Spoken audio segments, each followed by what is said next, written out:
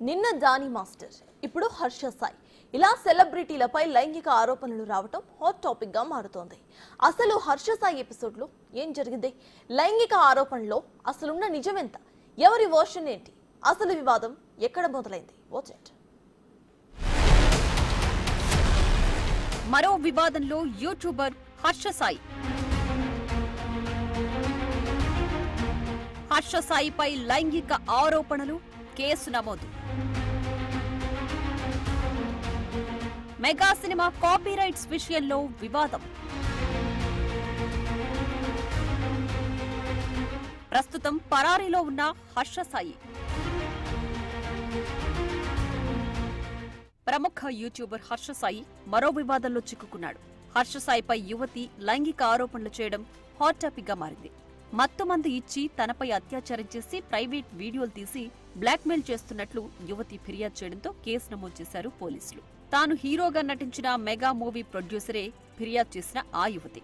Mega సినిమాకు సంబంధించిన copyrights విషయంలో ఇద్దరి మధ్య గొడవలున్నట్లు తెలుస్తోంది. తనపై నమోదైన కేసుపై సోషల్ మీడియా వేదికగా స్పందించారు హర్ష సాయి. అవన్నీ తప్పుడు ఆరోపణలంటూ కొట్టిపారేశాడు.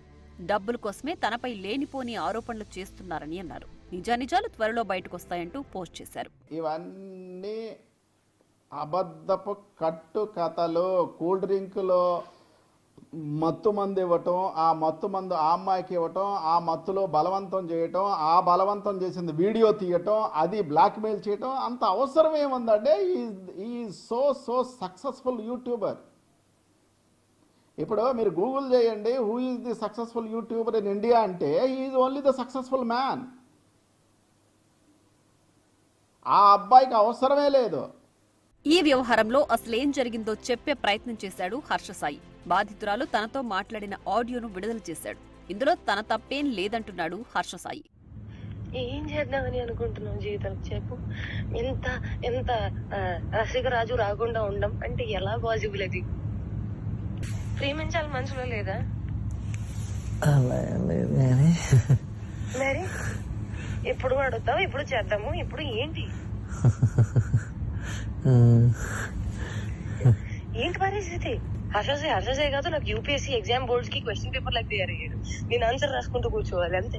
అరే భయ్యా, నిజంగా సంవత్సరం ఇలానే పోతుంది. అరే వయసు కూడా పోతుంది. ప్రేమించాలి మనసులో లేదా? అరే పోతే పోనీ వేరే ఎవరైనా ఇష్టమా? అయితే ఆడియోను ఎడిటింగ్ చేసి తనకు అనుకూలంగా మార్చేసి ఆడియోను విడుదల చేసినట్లు బాధితురాలు చెప్తున్నారు. ఇదే సమయంలో మరో వీడియో బయటకొచ్చింది. అందులో ఇద్దరి మధ్య వాగ్వాదం జరుగుతున్నట్లు సీసీటీవీ ఫుటేజ్లో కనిపిస్తోంది. అంతేకాదు, ఆ రోజే తనపై దాడి జరిగినట్లు బాధితురాలు ఆరోపిస్తోంది.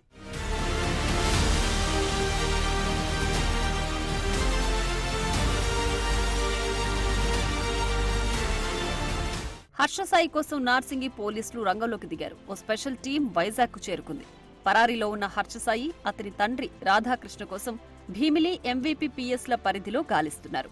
ఓ ఎస్ఐతో పాటు ఇద్దరు కానిస్టేబుళ్లు వైజాగ్ కు వెళ్లారు. ఇప్పటికే వైజాగ్ లోని హర్ష సాయి బంధువులను ఆరా తీస్తున్నారు. ఇప్పుడు మహిళా PS అయిపోయింది.